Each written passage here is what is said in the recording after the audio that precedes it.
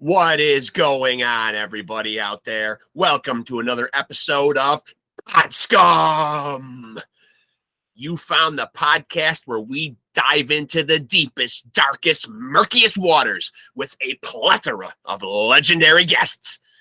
And who better to interview all these cool guests but the hottest host, yours truly, your bastard of ceremonies, the number one scumbag, Rex Ruger. That is I. I is he. You might also know me as the man with the golden voice and the velvet tongue, ladies. AKA the king of sleaze, AKA the hair metal high priest, but most importantly, AKA Diamond David Lee Roth Jr. Thank you very much. Got the old man back here looking down on me and smiling, of course. And for all my audience out there who keeps up to speed with this stuff, DNA testing, almost conclusive, so we will be finding out shortly and once and for all that I am Mr. Diamond David Lee Roth Jr. That's right, me, the son of glam, the front man for the band. Got a million fans, just smoked a few grams. That's right, I'm your ice cream man, Mr. Wop Babaloo Bop Wop Bang Bang, Skilly Billy Bop Bop Hot Damn, Shazam! Woo! Feeling good today. Coming to you as always from the Pink Pussycat Lounge, AKA the Den of Sin. And of course, I am the hardest working man in show business, not only bringing you this little rinky-dink podcast that I do here, but fronting numerous glam and sleaze metal bands all over the tri-state area, with my main focus right now on my current project, Love Sword. And again, I am still looking for players. So if you're a virtuoso level player and you want to stare at the backside of the second greatest frontman to ever do it, hit me up in the comment section, send me a tape, send me something to, audition. I'm carefully considering my choices right now. So play your cards right, and it could be you. Of course, this is the No Frills podcast because I am 49 years old and don't know what I'm doing with technology. So what you see is what you get. You get my little preamble, and then you get me working my computer magic half-assed here. And of course, I am down to one eye as I just had detached retina surgery. So call me Cyclops, at least for the next several weeks. But why don't we get frills on this podcast? Why no intro song? Why no animation? Why no cute little bells and whistles? Nope. You get no frills because you get the thrills. And the thrill is feasting your eyes on this hunk of humanity. So, and of course, as always, if you want to look like me and you want the locks that rock, go out and get you some and spray responsibly. And give myself a look here before we get our guest in here. We got a good one today. As always, when don't we have a good one? And again, when don't I look good in a mirror? The answer to both is never. So let me see here.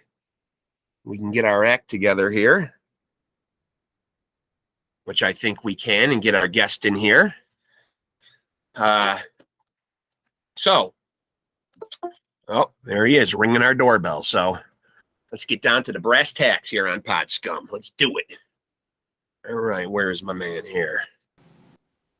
Hey, JJ, how you doing, buddy? Hey, Mark, doing good, man. How are you? Hey, listen, man, I have a stage name. Please have a little respect. It's Rex Ruger, please. And I spell it purposely with 3 X's, man. That's the 80s way, right? I mean, dope. Mark, I'm looking around trying to figure out who the hell that is. No, Yeah. you know how it is when you're in show business. You got to have several alter egos, and you got to be able to tap into them at any point in time. I'm sure you understand that, right? Absolutely, and it's a great one, too. And I also have quite a burden to carry, being the son of a legend. As you can see back here, Mr. Diamond David Lee Roth. You can't tell? I mean, it's pretty obvious, right? Yeah.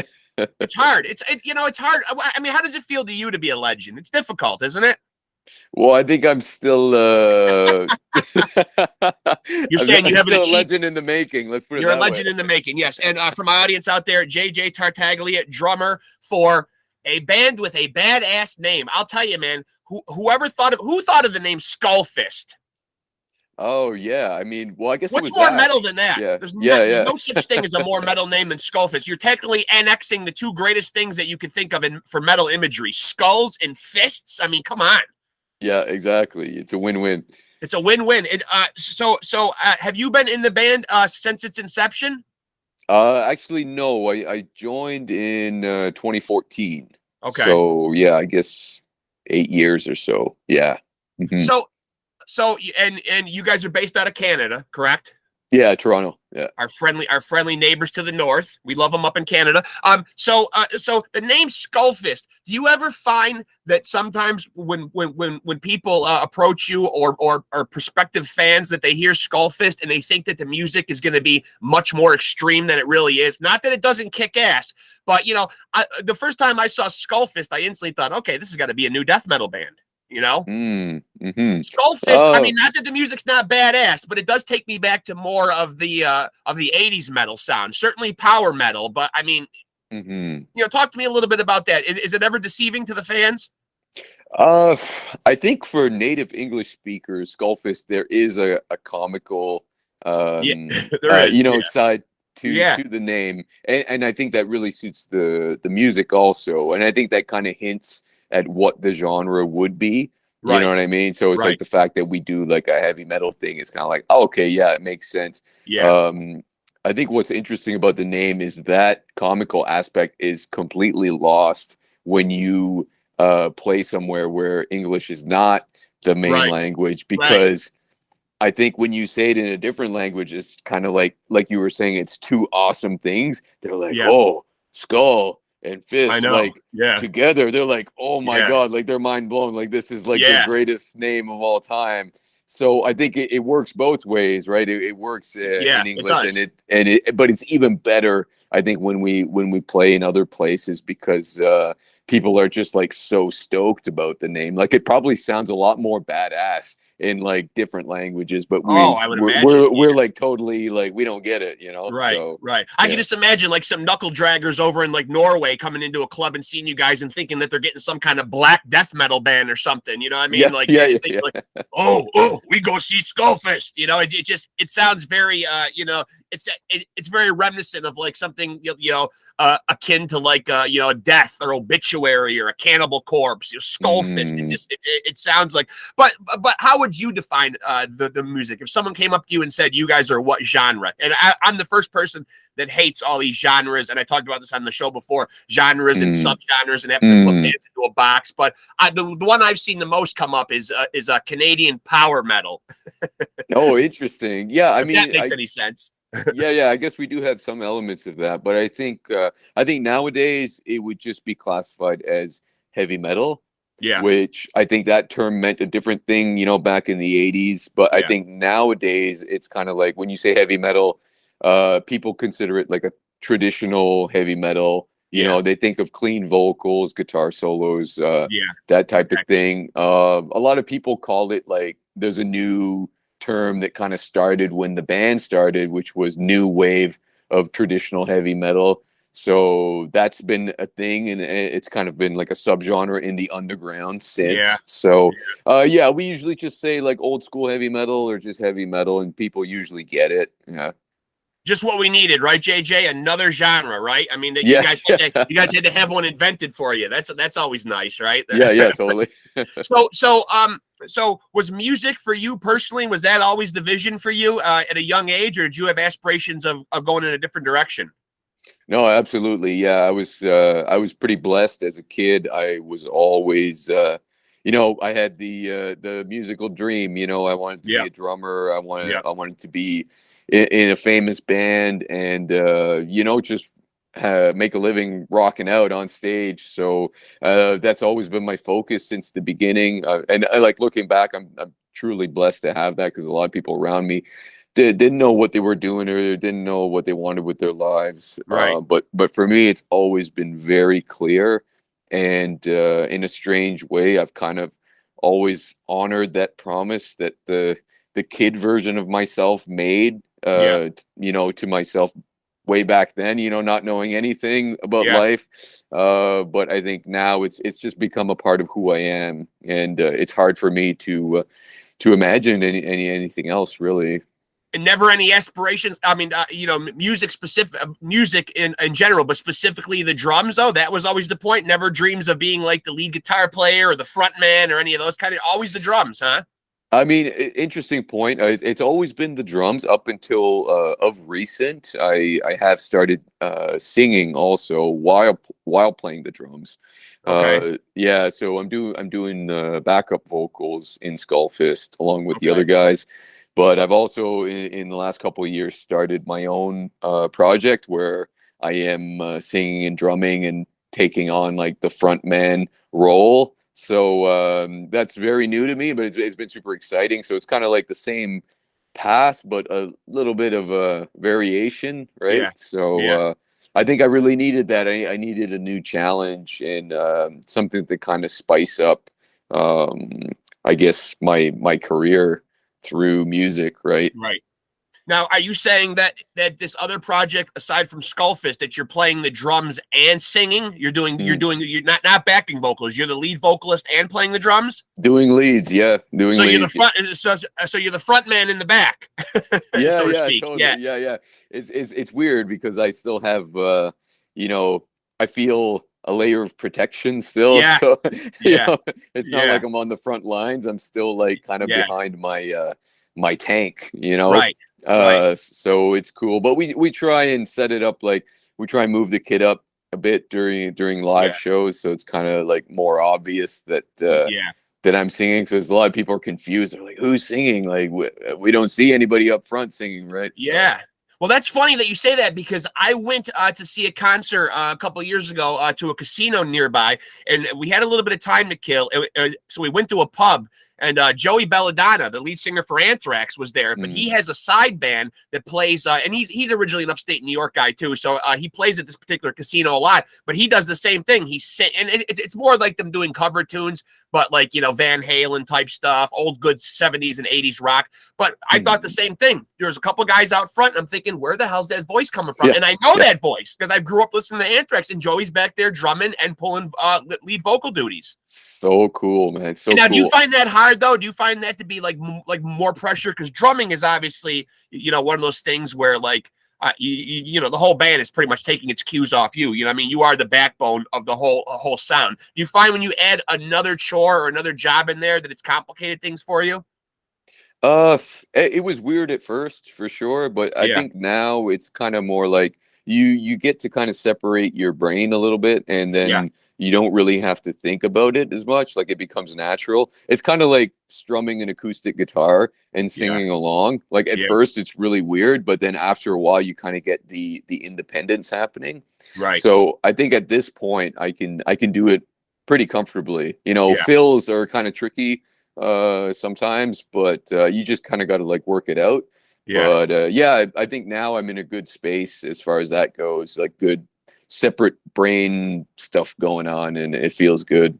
And I guess the good thing about being the drummer too is if the crowd doesn't like what you're doing and they start throwing shit, you are at the back, so you're the safest. Yeah, yeah, that's essentially. true. I have like cymbals and blocking Yeah. me and stuff, So talk to me a little bit about the music scene up in your area, though. For those of us down here in the States that don't know, what is the music scene like in Canada? Do you guys got a pretty good scene up there? I mean, obviously, music fans like know that there are a lot of great bands that have come from Canada that are big names, but like specifically in your area, though, are you seeing a good burgeoning scene up there?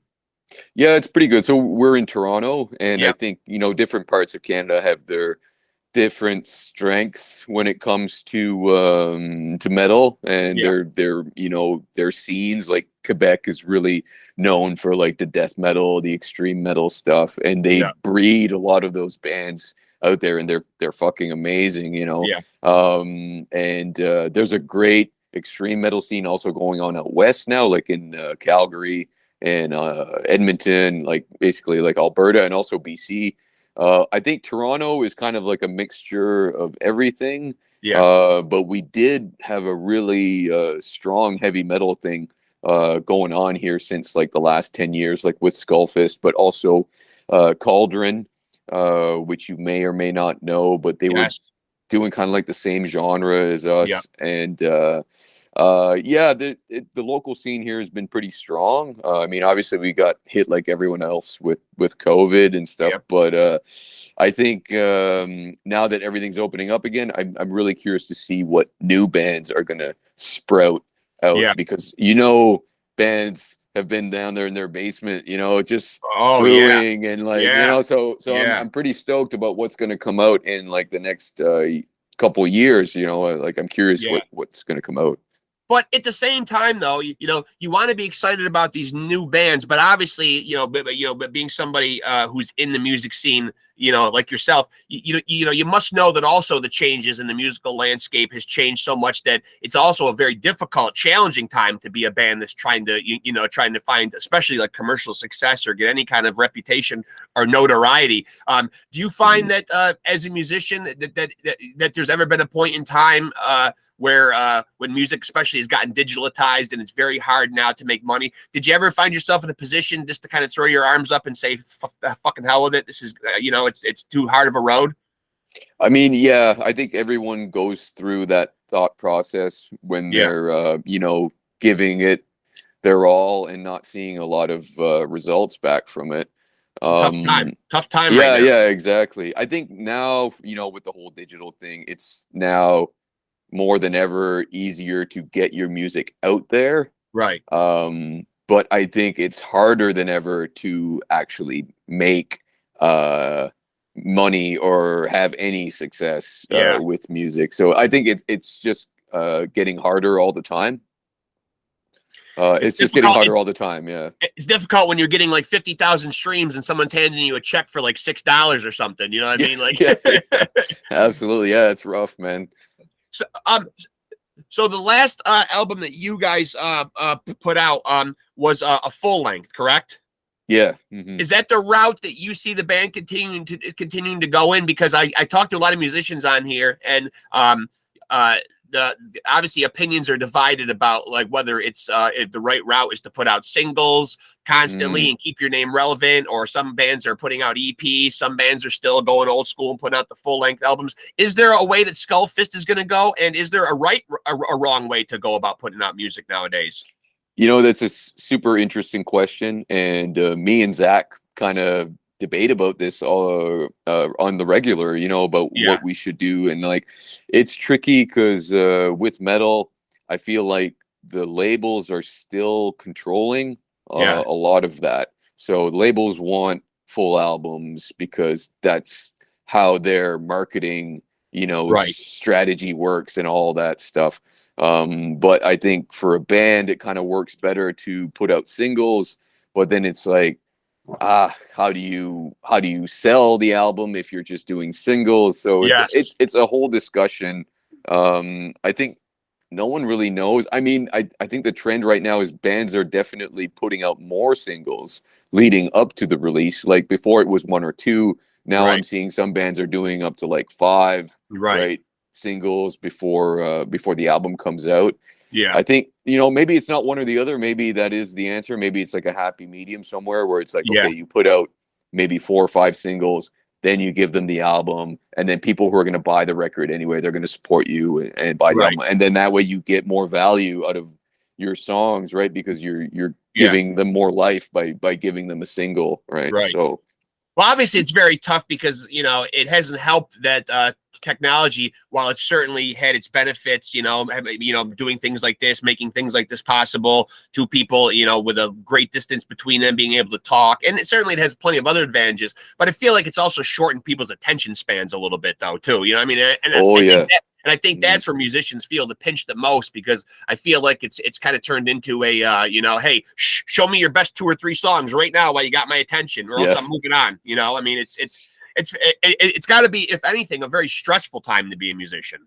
It's more competitive than ever because there's more and more bands, and people's attention spans are so short. It's like if you don't catch somebody, within the first 30 seconds, it's like, are they going to come back and give you another shot? Like, I don't know, right? So, I mean, I guess with metal, it's not the worst because bands are very forgiving and they're very passionate. So they're like, they're willing to invest more, I think, of their attention Yeah. to find something that they truly like.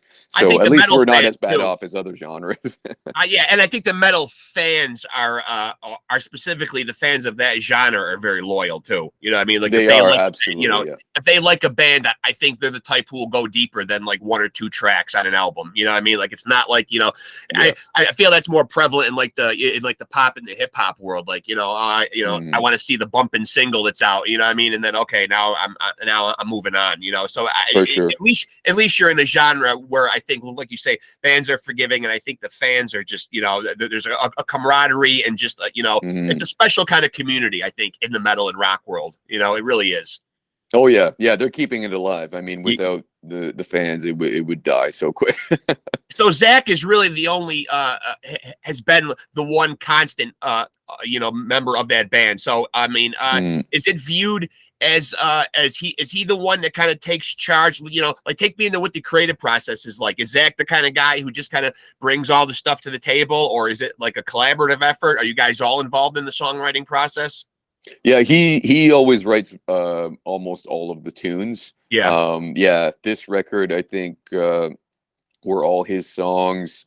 The one before had like one that I had collaborated with him yeah, on, and I think one or two that Johnny, now ex guitar player, wrote. yeah. So I think Johnny usually wrote like uh, on average one or two songs on each record, kind of Yeah. thing. So, but yeah, Zach is the main dude. You know, he always writes all the tunes. He kind of takes the reins on that, and then we kind of just give our own input on our instruments, you know, and be like, Right, you know, for me, I'll be like, oh, maybe, you know, I want to do the beat like this instead, or right. like I want this fill, and then we'll but yeah, usually it's all pretty much done. He has a very clear vision of, you know, what the tunes should be, Right. and so there usually isn't much work that needs to be done.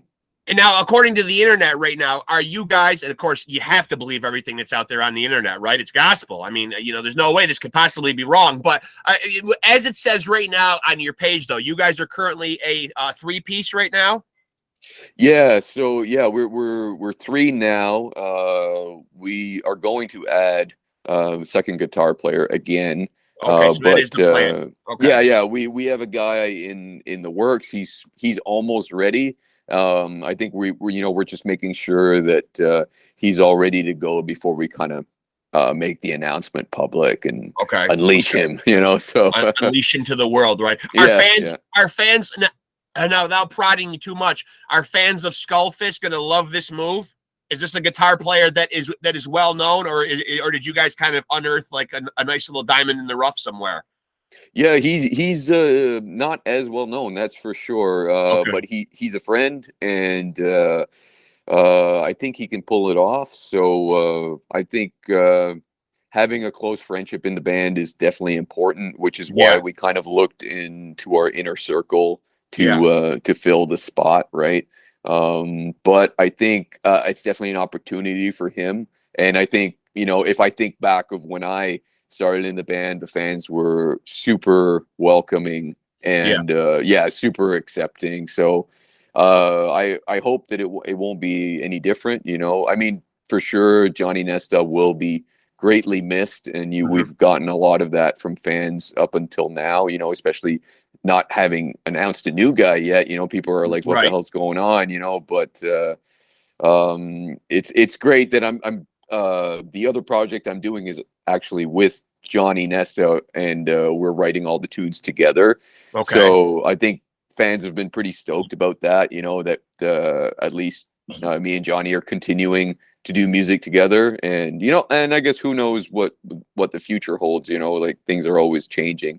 But yeah, you know, hopefully the fans will be cool with it. Well, since you brought that up, and I do have on my notes here to ask you about any side projects. So, you know, since you're on the topic Mm. of it, can you tell us a little bit about what you're working on with Johnny? Yeah, it's called Thunderer, and we put out a record this year actually, Okay. which came out end of February, and yeah, we just started touring it now. We hit Europe in the summer, and we just got back from doing some dates in Mexico with Airborne, which was really cool. We have some Canadian shows coming up, so yeah, we've been pushing it pretty hard. You know, I want to give it its best shot, and yeah, it's been going great so far. So hopefully we'll have some more tours coming up in the new year, and Yeah. yeah. Are you the type of guy who likes to have multiple projects going on? You know, because I know I talked to a lot of musicians on here who are like, if they're in a band, you know, their focus is on one project. Are you like one of those musicians who likes to multitask and have multiple projects going on? As a drummer, it's always been super interesting for me to do different projects Yeah. and play with different musicians and do different genres of metal, because it kind of keeps me on my toes, right? Like I do a death metal thing with my brother, which is, you know, really cool because I get to hang out with my bro and do that. But it's also good for my technique and like putting myself in different musical environments. It's great as a player to do that. So I've always been about that. Yeah. And yeah, I think as a drummer, you're kind of more detached from like the songwriting process. So you can kind of jump around more, as opposed to if you're kind of more of like the songwriter type, you know, Right. you kind of just do the one thing and you're not really interested in doing other stuff. But I think with Thunderer, that's kind of given me the other perspective, because I've taken on the role of like writing lyrics and Right. writing songs. So yeah, I mean, it's cool. It's just giving me a different view of like roles in a band, like being a band leader, as Right. opposed to just being a supporting drummer, you know, which is what Right. I've essentially done my whole life. And I've written songs before too, you know, but it's always been in a collaborative thing. So I think taking the reins on songwriting has been something different and exciting for me, but it's something I wanted to do later in my career anyway. So it's kind of like, well, now felt like the right time to kind of do that. Yeah. Well, I get a lot of guests on here who are, ironically enough, in thrash and death metal bands, and it's one of my favorite genres too. So can you talk to me a little bit about the death metal side of your career and the band that you were speaking about that you do with your brother? Yeah, so it's called Of Hatred Spawn. Okay. And That's death metal, all right. yeah. Oh yeah, it's like old school death metal, a little bit of tech death stuff, but it's really cool. We did an album in 2018, and I feel like it did pretty good. So we've definitely taken a break over COVID. We didn't do anything because I was focusing on other stuff.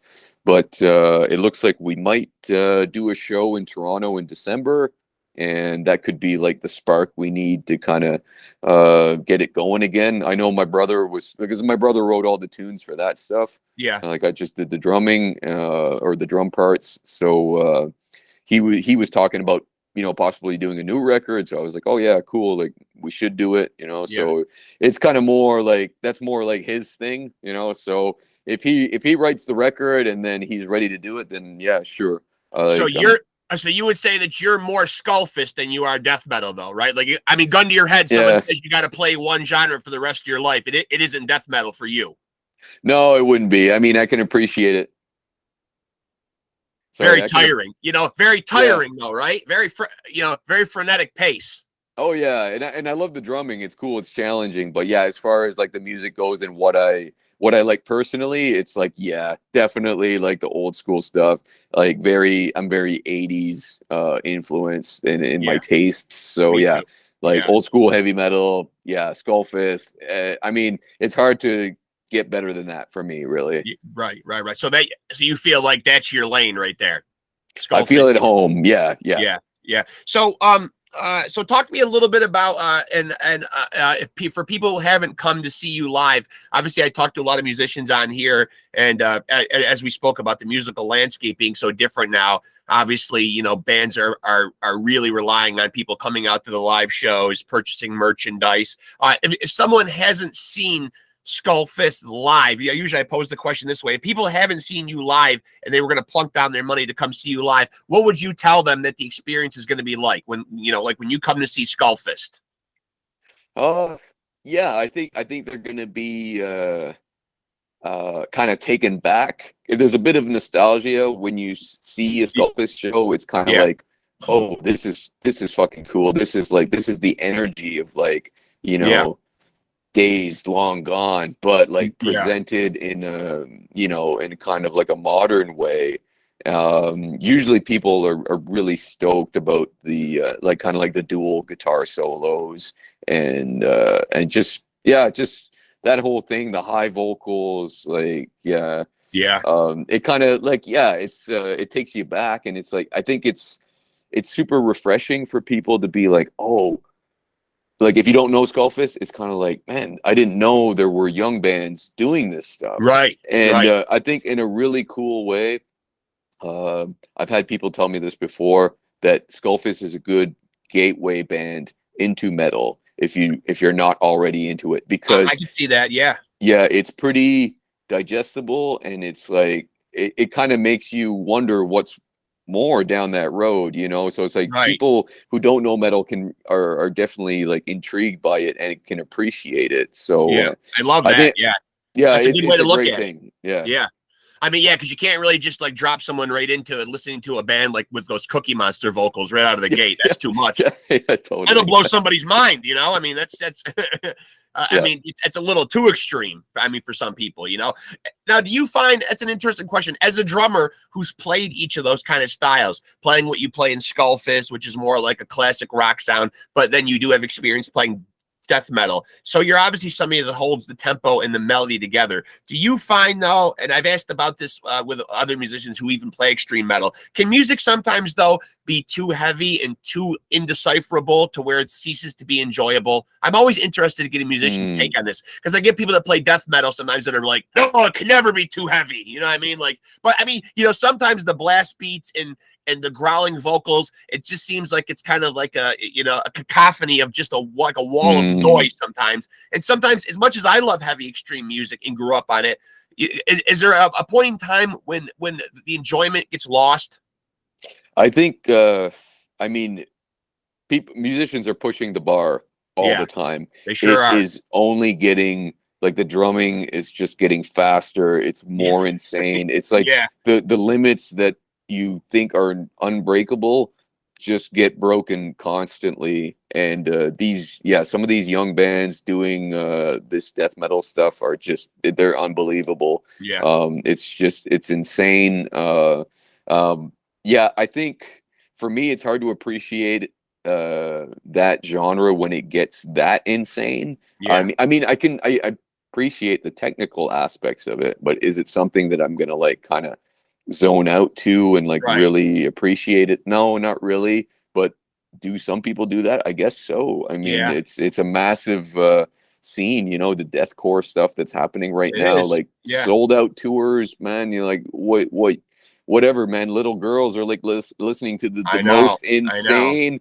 I know. heavy shit that you can imagine, And right? those girls So never used to be at extreme metal shows. I mean, it's pretty much a sausage fest when you go to a yeah, fucking like an yeah, extreme metal show. No chicks usually show up for that stuff. I mean, you yeah, know, yeah, and at totally, least man. you're playing So in a genre. You know, I don't know what your personal life is like, but you're playing at least a genre of music where it's accessible to the chicks, and you want a few of them in the audience mm, for sure. You know, I mean, totally. Yeah, yeah. No, we have good female attendance usually for Skullfist shows in comparison to other metal yeah, genres. So I'm yeah. pretty happy about that. So let me ask you, other than music, you know, like what kind of stuff on a typical day off, if you're not creating music, like what kind of stuff are you doing up there in Canada? What kind of trouble you run around getting into up Here, there? actually, one sec. Hang on. My Sure. phone's just gonna die. I'm just gonna Yeah. try and plug you in. I hope when I Yeah. disconnect my headphones, it doesn't disconnect the call. But That's hang all on. right. Yeah. Yeah. Yeah.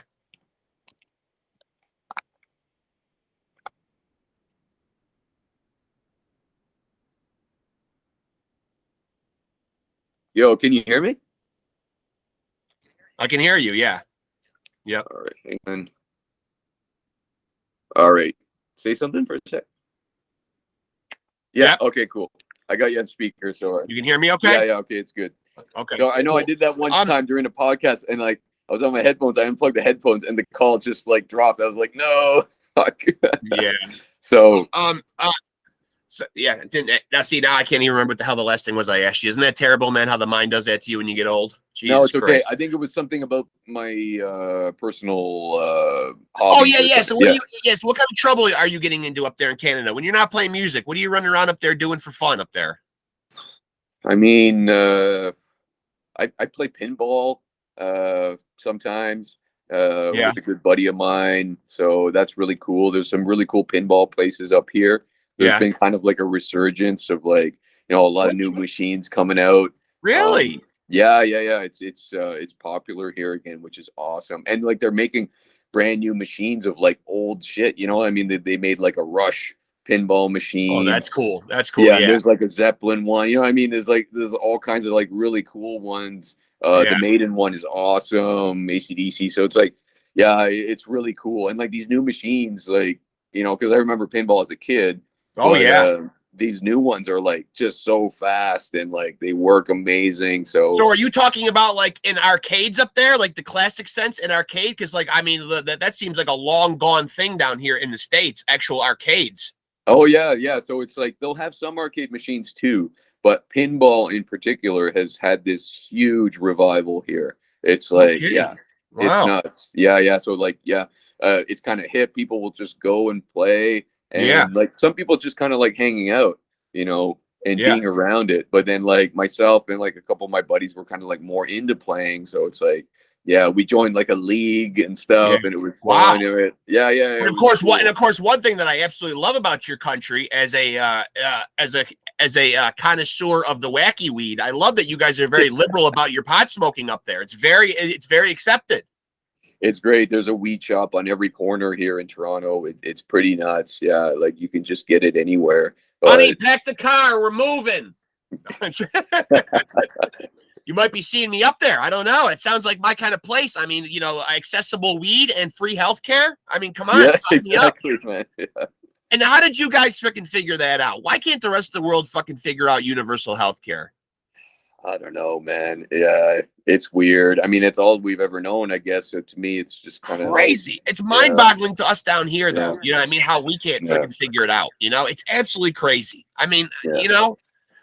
Okay, so I want to do something with you. I want to talk to you about like new music and upcoming stuff, man. But first, I do a little segment on here where I take my guest and throw them in the furnace. Now, these are just comparison questions, all right? Just want you to throw your answers out here. You are being graded, though, by the way, okay? So, All right. I will go back. I will go back and review these, and of course, I will tell you which ones you got wrong, because I get to be the judge, jury, executioner. That's the advantage, I guess, of having the being the host. Nice. Okay, and I tried to. Usually these are very random, but I tried to tailor them because I knew I had a Canadian guest on here. Okay, so would you rather take a hockey slap shot to the face, or go over the Niagara Falls in a barrel? Oh shit. Oh man. I guess I would do the barrel. Yeah. The falls. A Yeah. lot of people have tried it, haven't they? I mean, one guy for sure. I think everyone who tried it died. Yeah. But at least it would be fun. It would be fun. Okay, Yeah. here's a couple Canadian bands that you got to pick from here. Anvil or Voivod? Oh, Voivod. If you're a Canadian, would you rather be called a Maple Leaf or a Canuck? Oh, I guess a Canuck. Is a Canuck really a derogatory term, though? Like, is that kind of like a slander at Canadian people? I didn't think it was. Well, you got you have a Yeah. hockey team called the Canucks, so I guess it couldn't be too offensive. Yeah. I think it just means Canadian. Yeah. Would you rather eat Canadian bacon or poutine?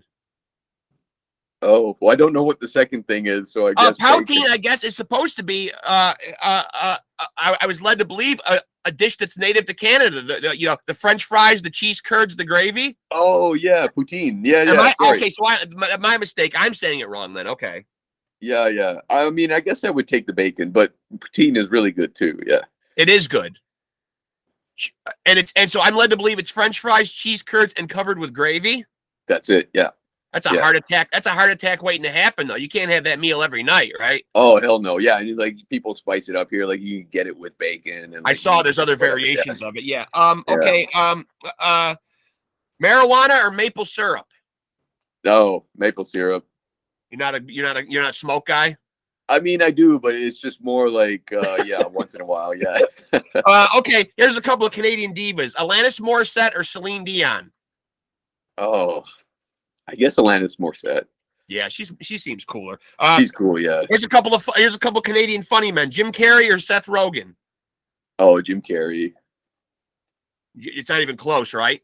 Not even close. Well, I don't know. I just grew up with them, and it's just like, yeah. Okay, here's a Good toughie. A memories. couple Canadian beers here. Molson or Labatt's? Oh, I guess Molson, but they're both pretty bad. They're both pretty, yeah. Okay, and Yeah. here's the and now here's the final one, and now this one counts. This one counts double because you got to get this one right. Out of the two Van Halen eras, now think of who you're talking about here: Roth or Hagar. Well, Roth. Oh, you see, and you said it with a lot of certainty too. I like that. You know, I mean, you didn't have to think about it for a minute. I hate when someone has to think about it. I mean, is there really any debate there? Yeah. I mean, come on, for God's sake. I mean, all the good shit is with Dave, right? Mm-hmm. Okay, so the new album came out just recently, right? Yeah. It's been a few months, I guess, but Yeah, July. So what is the plan going forward now? Because as we talked about, the musical landscape has changed a lot. Is it come right back and hit everybody with another album, or do you wait, or how are you guys approaching your next move? Yeah, well, I think we gotta tour this record a bit first. So Okay. yeah, we kind of decided we weren't going to play any shows in 2022. Okay. So and then kind of kick it off again in the new year. So we've got a South America tour Okay. that starts in February. So that's going to be really cool. We're doing like a bunch of South American countries and Mexico also on that same run. So that should be great. And then we have a festival in Texas in March, and then we're trying to line something up for Europe in probably April, but it's not for sure yet. So Now, what about the rest of the states? I mean, I would love to do it. You know, I would love to do it. And there was some talk about doing a tour, like leading up to the fest, and then like, going back home with it, Right. too, kind of like making a little rooting out of it. But I think as of yet, that hasn't been done. So I think it's kind of more like if there's a booker that's going to approach us with like a tour, then like maybe we'll do it. But yeah, as of now, it's just going to be the one-off. But like, yeah, we do have to hit the States. I mean, absolutely, it's a big market for us, and Yeah. and I love playing down there. So I mean, Well, they're gonna I love you. hope it happens. Well, they're gonna love you at that festival in Texas. Hey, who's this Skullfist we're going to see? All right, these guys are probably heavy as hell. They're gonna love you down there in Texas, right? They'll be probably shooting off their 6-shooters and everything, man. I mean, Skullfist is coming to town.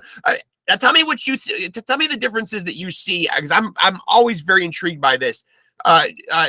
Do you see the glaring differences when you go over to Europe and you play for the European fans as opposed to here in North America? Yeah, it's definitely different. Like Europe is more like guys with battle vests, like the jean jacket, like vest with like all the patches, and they're very they take their shit seriously over there. yeah, They they're very do. passionate, and they're very critical too. Like they know their shit, so They it's do. like you're not putting anything past them. They see through everything. These people invest like a lot of time of their lives, appreciating metal and loving it, collecting stuff, whatever, right? Yeah, So they're passionate. They are. yeah, they are. And I think the North American audience is kind of, I mean, yeah, for sure, they're still fans, but like maybe it's a little bit tamer. And yeah, but I don't know. It kind of it depends too, because like mosh pits are kind of more crazy here in North America. They're, like definitely more violent and all that stuff compared to like Europe. So yeah, I mean, it's just it kind of depends. Yeah. And let me, by the way, just add the little caveat here that I do have a battle vest, JJ. I have one too. I lovingly sewed on a lot of patches, during COVID.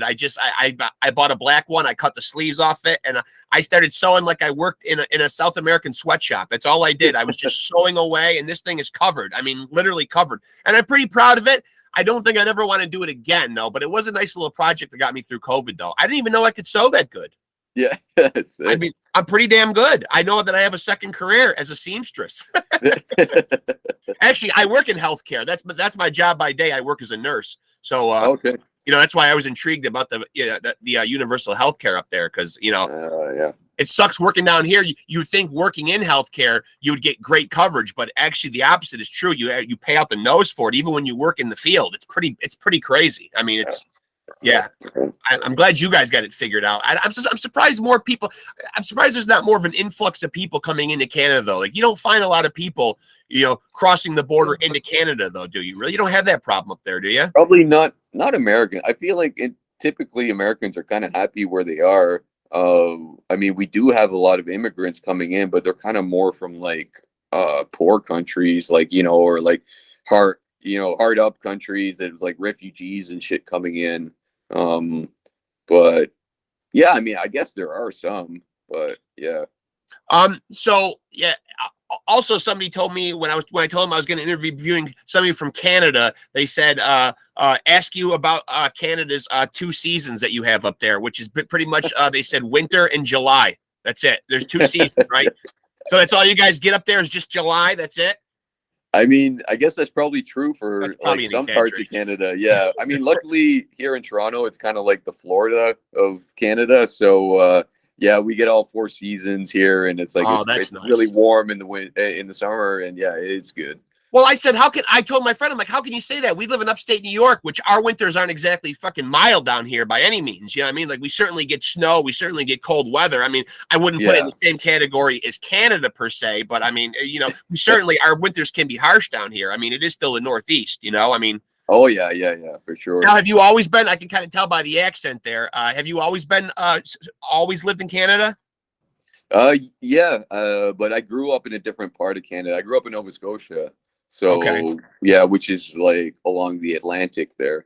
But what are the differences when you come from different regions of Canada? Are there differences in the dialect, in the slang, in the in the accents and all that kind of stuff? And are there even like kind of cultural differences? Yeah, definitely in the accent. Like the East Coast has its own accent, and the further east you go, the thicker it gets. Yeah. So it's pretty funny. But no, as far as culture goes, it's pretty much the same, I guess. I mean, people on the East Coast are a bit more laid back. They're kind of like more chill. Here in Ontario, especially Toronto, it's like, well, it's a big city, so it's more like go-getter, busy kind of mentality. But and what do you think the best I mean, it's probably got to be the main thing people come to Canada to see got to be the falls, right? The falls have to win hands down, right? People flock to those falls every year, right? It's not there today. I was on the American side today, actually, for the first time, and it was really ours is a mess. No, man, I thought it was cool because like the Canadian side is all built up with all these like hotels and fucking casinos and shit. And it's just it's just a mob of like tourist buses that are just coming in one after the other. And like, I don't know if I just got lucky today, but today I was on the American side and it was just kind of like a nice park trail and like that's none nice. of that. Yeah, it was just chill and it was good. Like the view was different, I mean, I don't know. Yeah, maybe you get a better view from the Canadian side, but the view was cool because it was new to me. So it's like I saw the falls from like a different perspective, which was awesome. Well, I'd have to say though that the American falls though, and I guess to go back to my furnace questions, you really couldn't go over the falls though on the American side. You'd be flat out fucking dead, right? It's all rocks. Yeah, you could only go over the Canadian side, right? I mean, yeah. Here's the thing that I find curious, though, that I wanted to ask you about, since you're familiar with that area. When you're on the Canadian side, the Horseshoe Falls, and this is very well publicized. You can find pictures of it on the internet. But going up a couple of 100 yards before you go over the falls, there's a barge that's like stuck there. Oh. If that thing ever dislodged and started to make its way down and people were on the Maid of the Mist, that could be a big fucking problem. Yeah. Why don't they ever go in there and get that fucking thing out of there? Yeah. Are you aware what I'm talking about?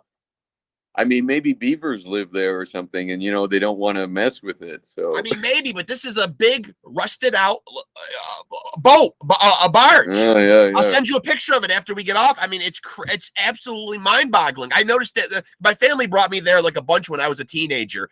My parents just liked going to the falls or whatever. And I remember taking a walk, as you said, a lot of nice trails and walkways, and certainly everyone comes to see the falls, but you could certainly walk up and see the river. And, it's beautiful over there. Absolutely gorgeous. A gorgeous country. And you guys, I think the thing I noticed most about it when I'm over there, though, is how clean and neat it's kept. You guys really have a lot of pride in Canada. Like everything is very well manicured, lawns and bushes and stuff. It's beautiful over there. It's gorgeous over there. And I'm actually getting word from somebody that I think 16 or 17 people have gone over the falls, and only like 9 or 10 of them have died. So some have survived. Wow. Okay. Yeah, I had no idea. That's pretty good. Not bad odds, I guess. Well, I was there, and I was just reminded about this. I was there when I was a young teenager, like 13 or 14. And while we were in town, I didn't see it actually happen. But while we were in town, I was staying there that week. A guy did go over, and he did survive, because I remember going to a mall there, and they had his barrel on display there. That's nice. And I don't know. I don't know, other than just accolades and being able to brag about it, what you really get. Because I think I'm led to believe that you get a big fine and they throw you in jail for a couple of weeks. Yeah, probably. Yeah. So I don't think anything really really great comes of it. But other than just the fact of being able to say that you did it. You did it. I was the guy in the barrel. Yeah. But some guy went over in a jet ski though. Oh no. Yeah, he died. I don't know what the hell he was doing, man, but there's a video of him on there. He just goes off the thing and then he lets go. I don't know what the hell was going through his mind or what he thought he was going to accomplish there. And then I guess way back in the days, a woman went over in a canoe. There's some nuts out there. Maybe she got lost, she went down the wrong channel and just Uh-oh, I got a big drop coming up here. I think we took a wrong turn here. Yeah. It's like, what is that up there? That does not look good. Rushing water and a large drop. Yeah. Well, you know what, man? She probably should have been a Skullfist fan. She'd have been a lot smarter for it, I think so. She needed more Skullfist in her life. She was looking for purpose, probably, That's it. Well, listen, man, I really appreciate you being so generous with your time, man. It's been a blast talking to you, man. It really has. I'm looking over your answers right now. I think I would agree with most of them, so I can't really crucify you over any of them. I was waiting for you to say Celine Dion over Alanis Morissette. But you didn't. You did good, JJ. You did pretty damn good. And listen, man, I wish you guys continued success. I love the sound of your band. I love what you guys are doing, man. I recently discovered you. I won't lie, but that's the great thing about Apple Music. If you're on there checking out a band, it'll suggest artists at the bottom and give you a laundry list of bands that are kind of in the same vein.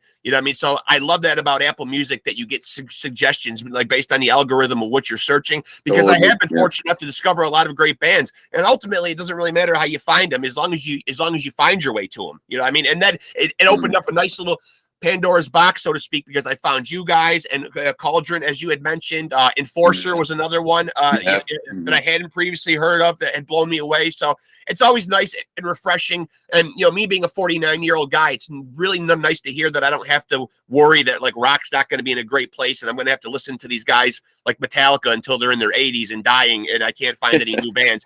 Because it does get a little disheartening. I imagine that the morale is probably hard keeping a young band together. Do you feel like right now, in closing here, that you guys have a good, stable lineup? Because I know I Google a lot of these bands that come on here, and they just have a laundry list of ex-members, revolving door. You guys feel like you guys are in a good place as far as everybody on the same page and going to stick it out for a while? I think so, yeah. Except for Johnny, not being in the band as of recent, we had the same lineup for nearly 10 years, Right. So right. Yeah, it's pretty good, because like you said, a lot of bands don't have that. So Well, I think just the road itself can the road can just get so disheartening sometimes, though, probably when you're not seeing, as we spoke about earlier, that trade-off where you're getting paid for your music or being able to, survive off of it, and if it doesn't make economic sense, sometimes you start to say, what the hell am I doing this for? Thankfully, there's a lot of guys out there who really love the music, though, and are doing it for all the right reasons. And I think when you're doing it for those reasons, and your heart's in it, I think the trade-off is usually going to wind up being good things. I hope, Absolutely. You do it for the cause, right? And kind of like the money comes after, right? It's just I feel like the money is like a byproduct of it becoming a success. So sure. I think for young bands, just like don't focus on that. Just focus on doing music, just doing, follow your heart, and then like the success and everything will come Yeah. after. You know what I Yeah. mean? See that? You can get good advice from a guy who plays in a band called Skullfist. It's Yeah. possible. See? See, that guy drumming for Skullfist is a pretty smart guy. Hey, it's been a pleasure talking to you, JJ. It really has, man. Hopefully we can stay in touch, man. We'll do it again sometime, man. Absolutely. Oh yeah, man. Thanks for having me on. I appreciate it, JJ. Enjoy the rest of your day, buddy. Thank you. All right, you too, Rex. I Later. appreciate it, man. Thank you. And there he goes, folks. That is JJ Tartaglia from the band. Can't make this shit up. Skullfist. What is better than putting those two words together and making it your band name? Skullfist. Do go check these guys out. Do yourself a favor. Go check them out. Their last album just came out here in July of 2022. It is called Paid in Full. It is kick-ass. You know you're going to get a kick-ass fucking album when there's songs on there called Crush, Kill, Destroy, and Long Live the Fist. So, hey, for all my rockers and rollers out there, man, put your money where your mouth is. If you're as badass as you say you are, you will go check out Skullfist, man. And hope you guys enjoyed that episode. And I will see you guys next time on Pod Scum. And remember, take it easy and keep it sleazy.